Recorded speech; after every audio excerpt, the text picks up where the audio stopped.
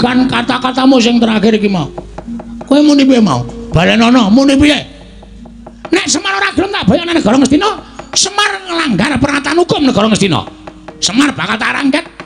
Tak bondo tandak krincung sikile gedene Semar tak hukum pati ana negara Ngastina. Ha iki sing terakhir iki aku sing ra seneng. Aku sing ora pati seneng saiki aku tak takon, Karang Kadempel iki kebawa ke perintah negara ngendi? Negara Ngamarta. Tegese kuwi di luar batas negara Ngastina. Wong sing urip di luar batas negara Ngastina kok entuk hukum pernatan negara Ngastina kuwi aku tak takon. Kuwi pasal pira, Dur? Hah? Iso ngomong kira kowe? Neng kene aja main ngrembug hukum. Ha iki SH. Waduh. Ya Pak ya. Iki sarjana hukum nyempelekke. Kok gawanane sempritan? Hakim garis hakim. Oh. Meng bal-balan. Data sekolah hukum garang. Nek kowe ngrembug perkara hukum ning ngarepe anak-anak Semar, kewirangan kowe, Mbah. Ora sepengkean kowe. Sampe ngomong sampe naik dhewe niku nganggo nglirik ngiwonengen nonton ngarep mburi. Basan guru kencing berdiri, murid kencing berlari, ora pas. Kaya aku mau lho imbane mau lho. Kadhawan beto barang ngawrat. Sendika tentu kula becakke, Pak. Mugi keparenga paring dawuh. Kula kadhawan menapa, Pak? Sendika ndederek. Awet napa sing digayo bapak niku apik lan becik lan kagem kesejahteraanipun para kawula. Mila napa sing digayo bapak kula nderek. Nadyan Bagong bebasan kadhawuhan manjing tumangan kula sageh. Tumangan ki apa, Gong? Hah?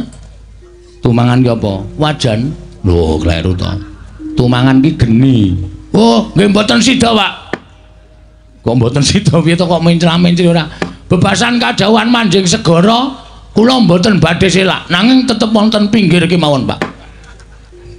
Omongan iki ora tau gelem berkorban babar blas karo wong tuwa. Ya tak tampa kabeh kesaguhane ya mung aku tak kandha karo kowe ya Tole. Nggih, kersanipun Bapak. Jebul nggonku bakal duwe gegayuhan bangun desa iki entuk kawigatening para dewa. Ketitik bapakmu entuk sasmita. Bapak pikantuk sasmita menapa? Kula aturi paring dawuh. Sasmitane kuwi tak anggap gampang. Ya gampang, yen tak anggap angel ya durung karuan iso digayuh. Sebabe napa, Pak? Sebabe dewa paring sasmita karo Semar. Nggonku bakal bangun desa kuwi itu muli dadi rancak nir ing Sambikala. Waton Karang Kadempel ki linenggahan pusaka 3 cacahe. Waduh. Pusaka 3 cacahe. Iya. Napa mawon kepareng Bapak kula aturi paring dawuh. 1 Pustaka Jamus Kelima Sada, angka 2 Sekar Wijaya Mulya, angka 3 Pusaka Mandura ya kuwi Kyai Nenggala. Nah, saiki cah 3 ki sapa sing kira-kira arep ning Ngamarta, ning Ndarawati karo ning Mandura?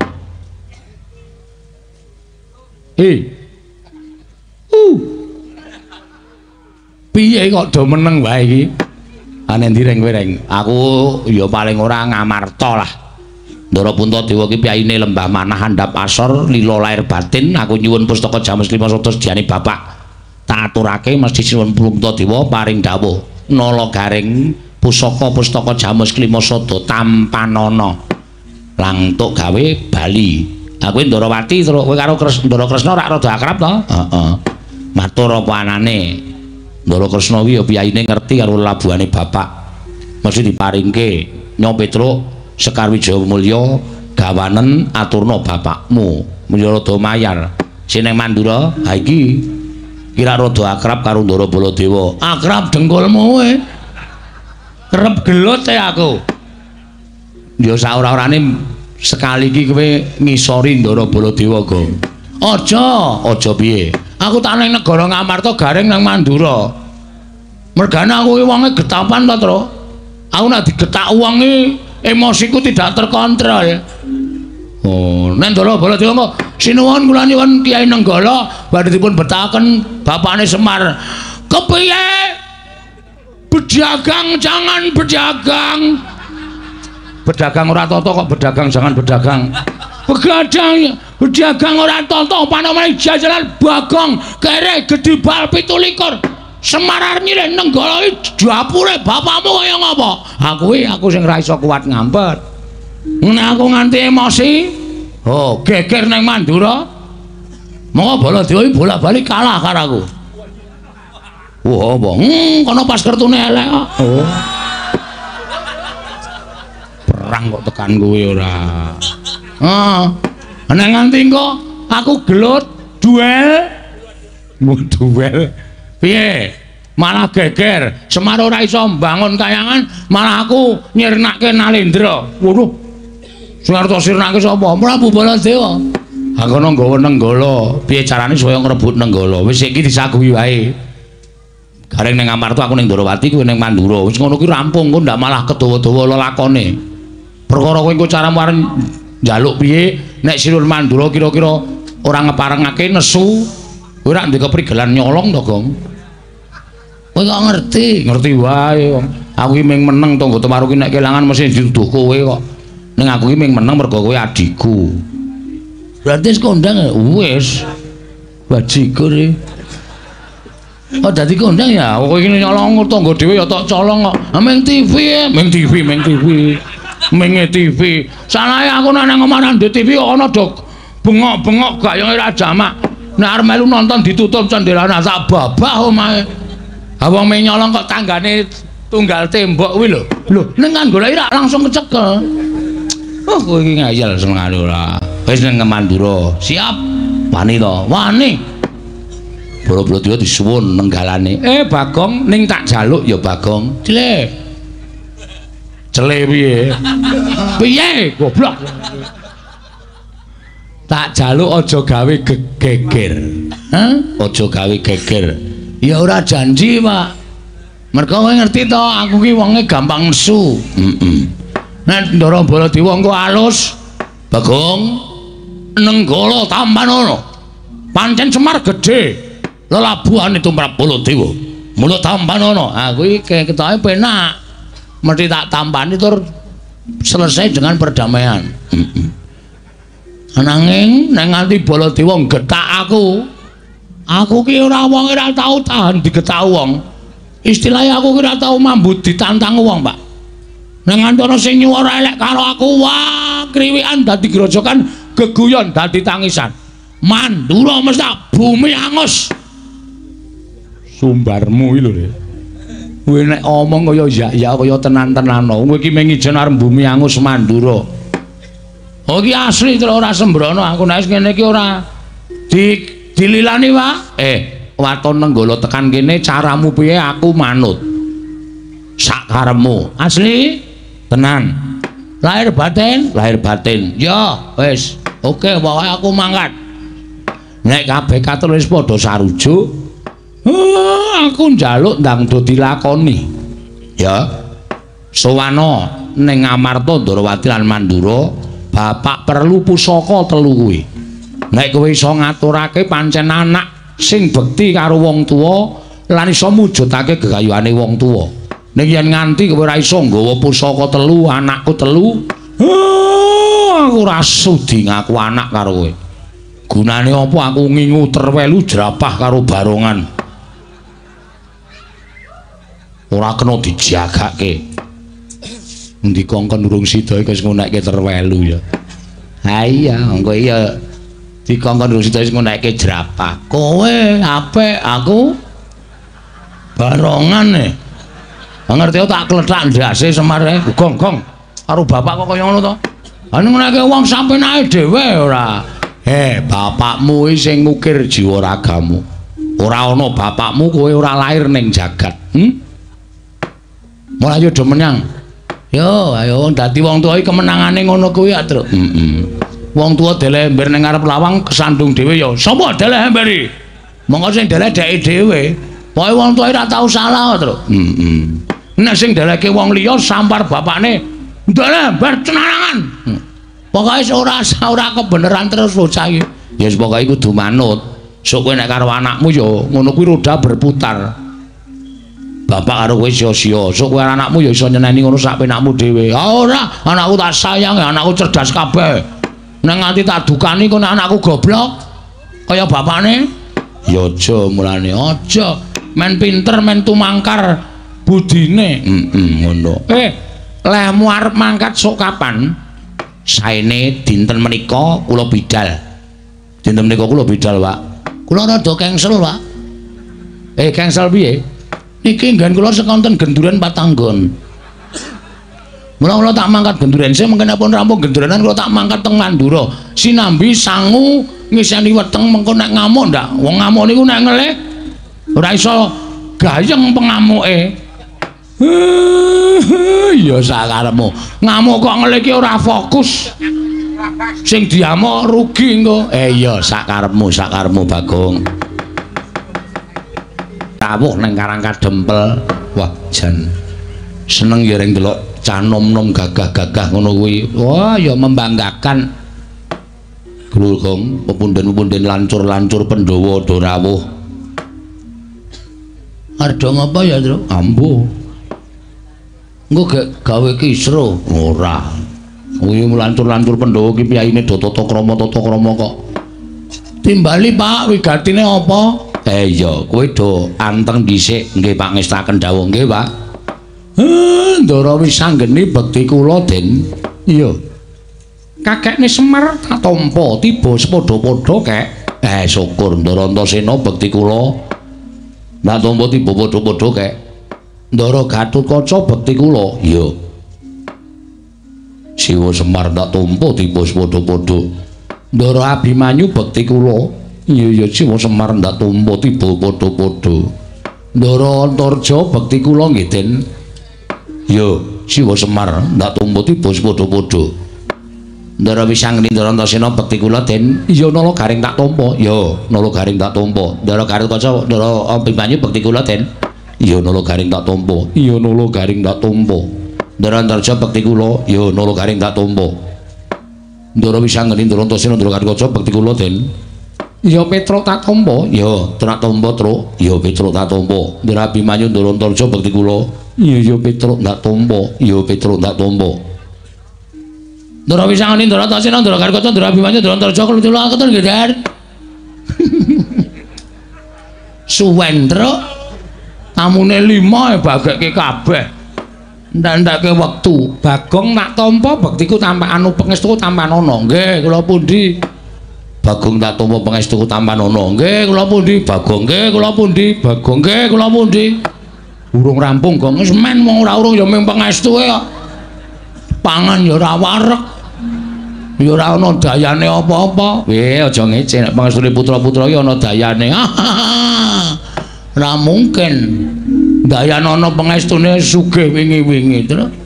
Nyatane ya kere kaya ngene kok.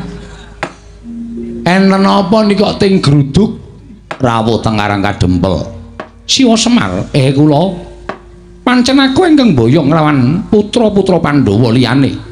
Kakang Antasena, Kakang Gatotkaca, Kakang Antarja, Kakang Abimanyu, aku ingkang boyong suman marang Karang Kadempel. Lah, enten apa? Ya mung kepengin mbuktekake kelawan Sasmita ingkang wis tak tampa kek. Sasmita napa? Murhanira ya Siwa Semar. Yen to watara 7 dina ingkang kepungkur wis anggene kuwi nyumpena.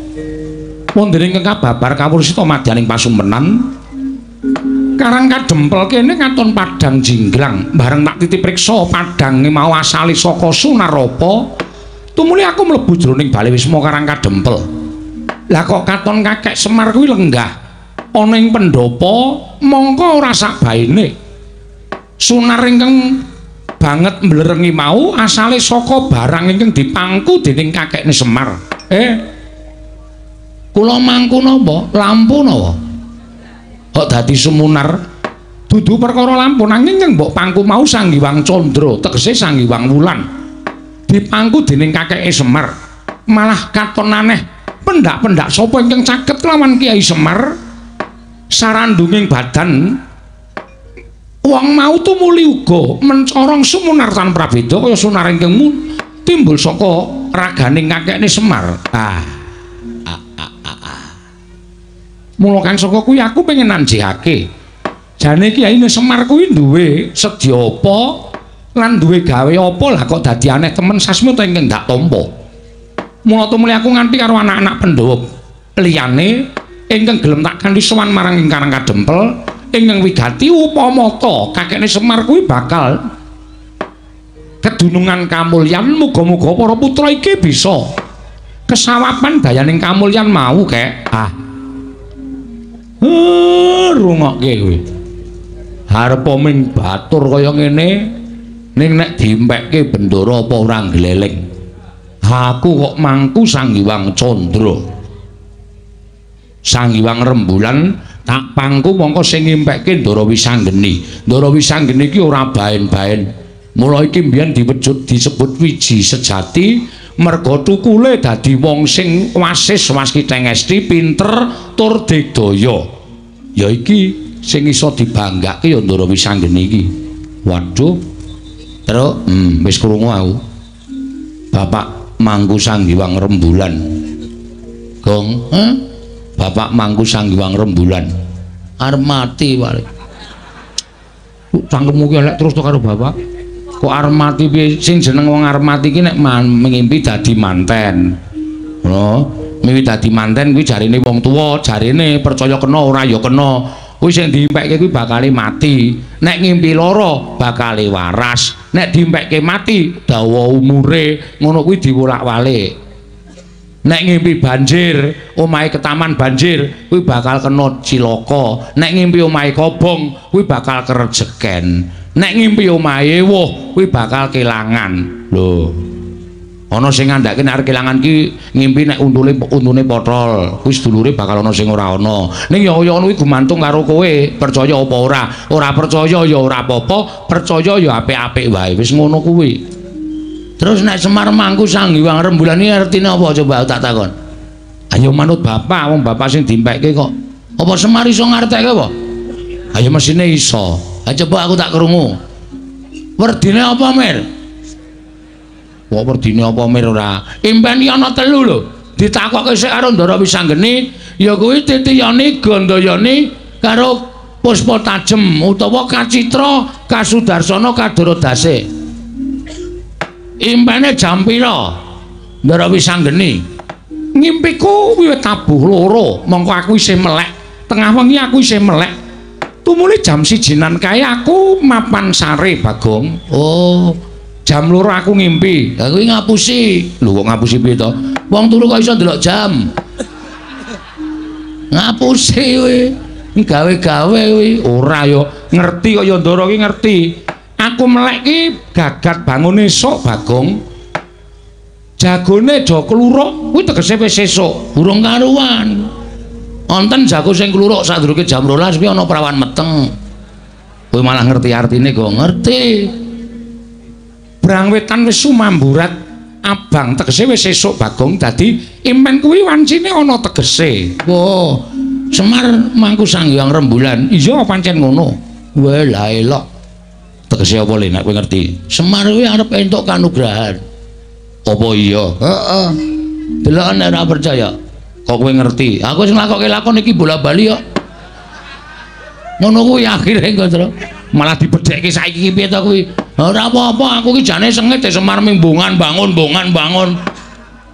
Nang ndi kok Semar ki bangun apa-apa rumasane Semar ki gablek apa? Ha iki sing disuwuni kaya ngono kok mbungan bangun. Semar bangun pendopo, Semar bangun pasar. Oke tenan sing dibangun Semar ki. Ayo ben ayo wong kersane kaya ngono. Ya dhewe men kudu ikhlas lahir batin kok. Kudu iso ngladeni. Ha iya.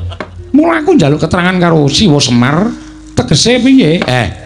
Kula niki lagi rasanan kok sampean wis padha prisa. Ngoten. Kula niki wau rembugan kali anak-anak kula nek pengin bangun desa. Ning jebul syarat sing sinasmitakaken dening dewa menika mboten enteng. Lho, syarate apa kok ora enteng? Syarate kula kudu iso kenggonan pusaka 3. Pusaka telu apa? Siji Pustaka Jamus Klimasada, loro Sekar Wijaya Mulya, angka 3 Pusaka Kyai Nenggala. Monggo anak-anak kula niku waune do ting clemong sagu. Sowan teng Amarta Ndarawati lan Mandura, ning bareng tekan Mandura do rebutan, do ora ana sing wani ngadhep sinuwun Mandura. Lah niki nek sampeyan rawuh mriki mung ajeng ngempek kamuktenipun Semar niku mbawa perkara mukti, munggah derajat, munggah pangkate mboten. Ning mukti sampeyan kula kinten mung kudu melu uyung-uyung anyeng kuyung marang gegayuhane Semar. Niku sing dikarepke sasmita sing mangtampa, Ndara. Kacarian putra lamun kawekasan eka wis anggeni maya.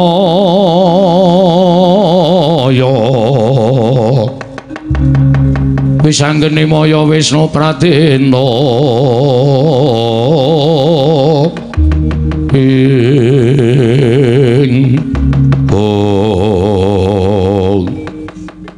yen mung bab perkara kuwi aku sago mbantu kek. Saga iki mboten enteng lho, sampeyan kudu matur karo pepunden. Aku karo Kakang Antasena yang bakal sowan marang Praja Ndarawati, matur karo Siwa Ndarawati bakal nyuwun ngampil Sekar Wijaya Kesuma. Yo, aku sing karuwi adhiku Sang Risang ning Ndarawati, Mar.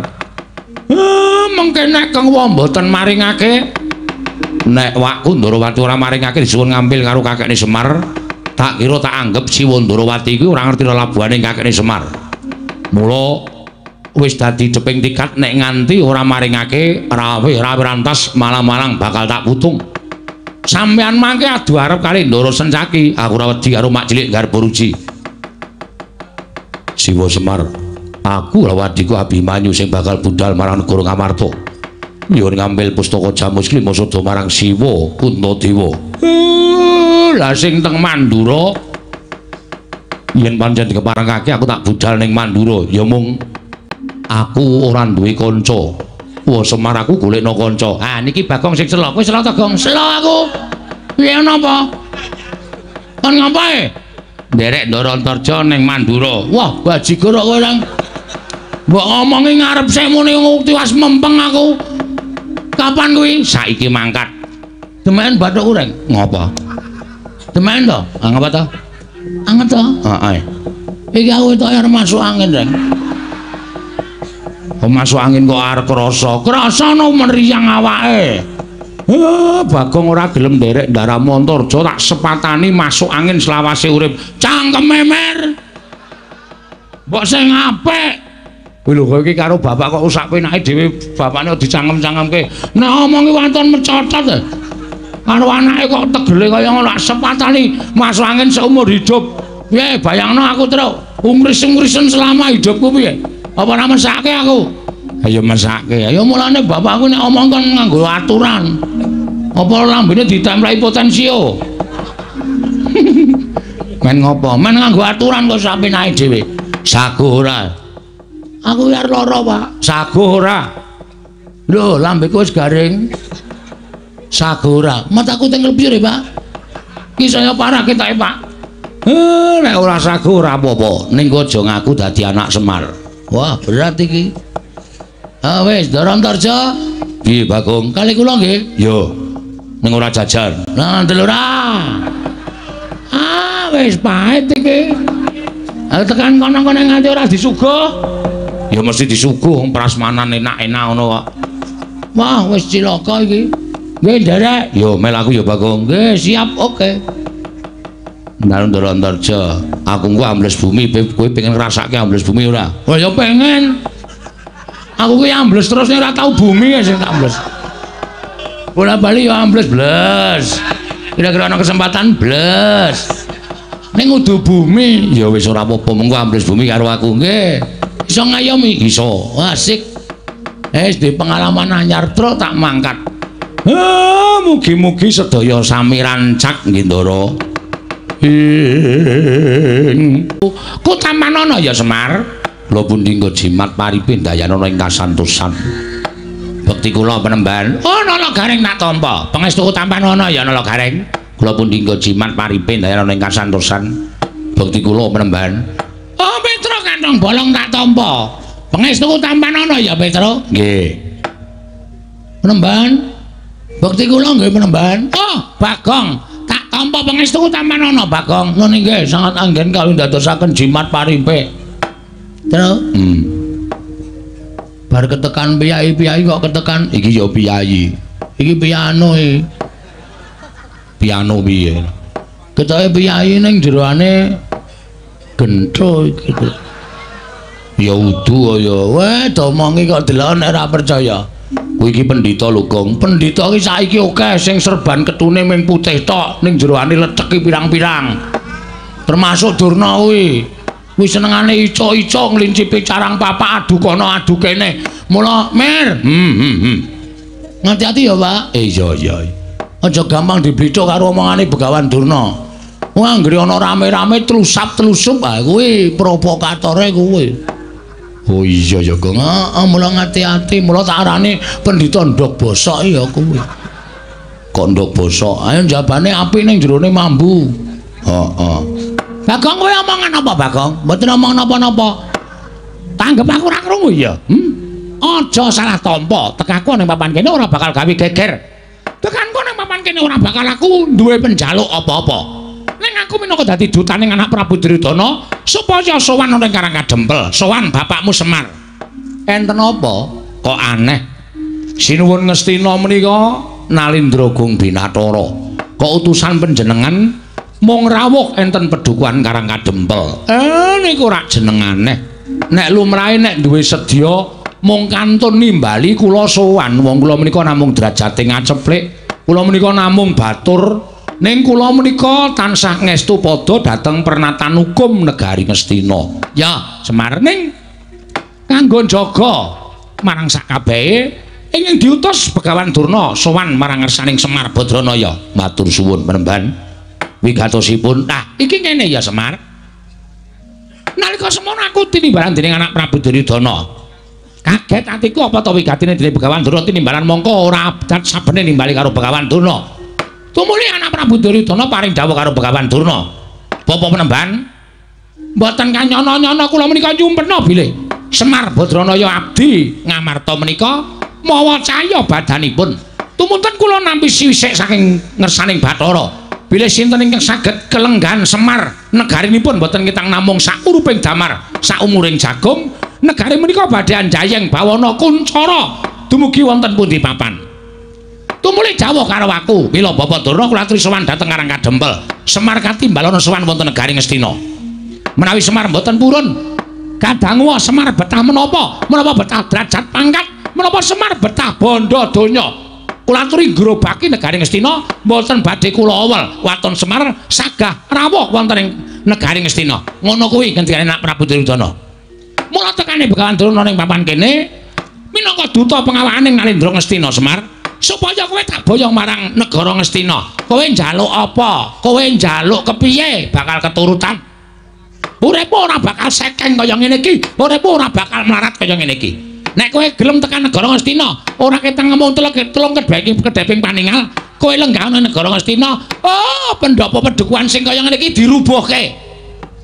Tak bangun sing anyar. Sing kabeh sarwa ukir. Yen perlu ukirane diprodo, Mas. Lho, apa orang gleleng? Omahmu sing mburi kuwi dirubuhke. Apa memper kowe iki panakawaning Nalindra? Omah kok gendenge ora komplit. Ana gendeng, ana seng, ana plastik. Kok le mesake temen to Semar? Kowe iki abdi ning para Pandhawa lho. Kowe abdi anak-anakku Pandhawa.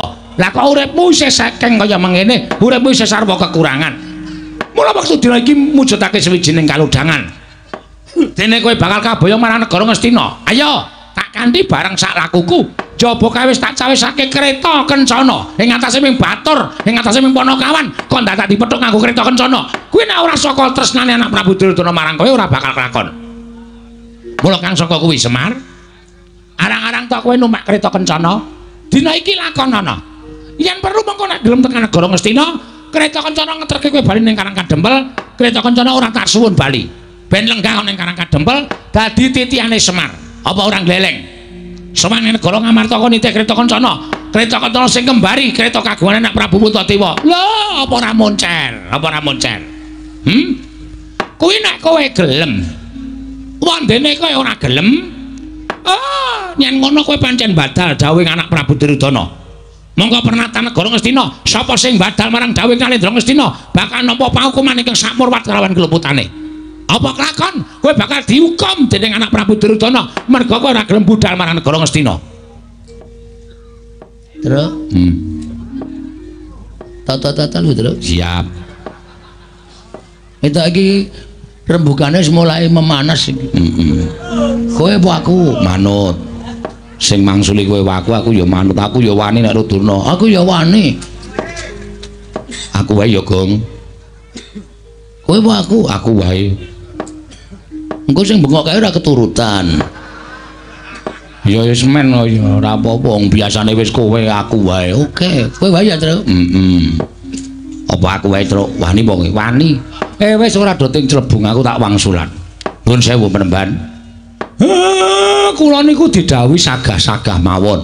Ning nek sakniki kula dereng iso. Lho, sebabe ngapa kok ora iso? Mergi kula nedeng gadah damel. Duwe gawe apa Semar kok ora ulem-ulem kowe? Duwe gawe apa? Apa dikira Begawan Durna ora iso nyumbang? Apa dikira Nendra Ngastina Prabu Duryudana iku ora iso weweh karo kowe?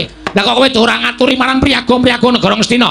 Niki dudu ewuh perkara kula duwe gawe niku mboten. Ning niki ewuh kula niku kula duweni panjangka. Panjangkamu apa? Panjangka kula inggih menika mbangun desa. Lho, mbangun desa? Nggih. Lah niki lancur-lancur Pandhawa pun sami lenggawe enten mriki Ndara Wisang, Ndara Antasena, Ndara Garukaca, Ndara Antarja, Ndara Abimanyu niku sire pancen ajeng bantu kerepotan kula. Lah nek kula niku duwe gawe kok kula tinggal lunga niku terus kula mengke disebut pengarep sing ora tanggung jawab. Kawula kula padha sengkut gumregut, kawula kula padha banting raga meres keringet. Kok kula enak-enak lenggan sila tumpang kendangan dengkul teng negara Ngastina niku terus kula disebut menungsa sing pripun kula tak takon. Ora mboten adil nek carane kaya ngeten niku mula nek saged diparingi inah. Inah. Sapa inah sing endi kuwi maksude? Inah niku wektu. Oh, wektu. Nggih. Wektu inah sawetara pirang dina, pirang sasi. Nek saged pertengahan tahun 2020. Niku kula ketoke nembe sela. Pertengahan tahun 2020. Kira-kira kuwi isih ana sing njaluk lakon bangun desa ora ya Semar? Nek ora ana cetha ora ketemu karo aku. Ning nek ana, kuwi iso treala sasi. Tegese kowe iso ketemu karo aku. Nek ora ana meneh, yo kapan nek ketemu karo aku? Kowe aja gawe kagol kok gelen atiku lho Semar. Kowe aja gawe mangkel atiku. Wang sulamen kang ngomong ngono mau, sayekti kowe mung nolak alus ngarang apa sing tegal parengake Begawan Durna. Lah nek kowe nolak alus karo keparengane Begawan Durna, apa kelakon dosa? Kowe bakal nampa hukuman saka negara Ngastina. Cilik, kowe bakal tak bondo tanganmu, tak krincong sikilmu. Gedhe kowe tak lebokke pakunjaran. Gedhe-gedhene kowe nampa hukum pidana mati Semar.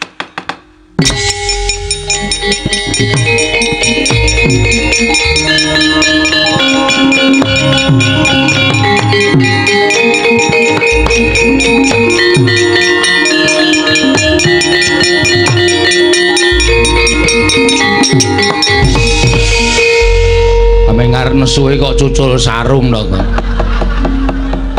Athokan trening nek nggo ndupak rai kan iso trampil terus.